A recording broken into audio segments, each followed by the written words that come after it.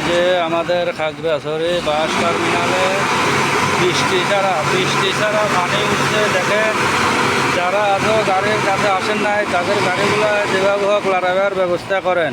এই যে দেখেন টার্মিনালের পানি কতটুকু উঠছে আপনারা দেখেন। এই যে ভাই গেছে বারের মতন হয়তো গাড়িগুলোর সমস্যা হবে, আপনারা যত দ্রুত পারেন গাড়িগুলো লাগাবার ব্যবস্থা করেন। বারবার পানি বাড়তেছে খালি, দেখেন বৃষ্টি নাই তারপরেও পানি বাড়তেছে, বারবার বাড়তেছে খালি। আপনারা অতি শীঘ্রই গাড়িগুলো লাগাবার ব্যবস্থা করেন। এই যে আমাদের সুমন মিস্ত্রির গ্যারেজ, ওখানেও পানি ঢুকতেছে দেখেন।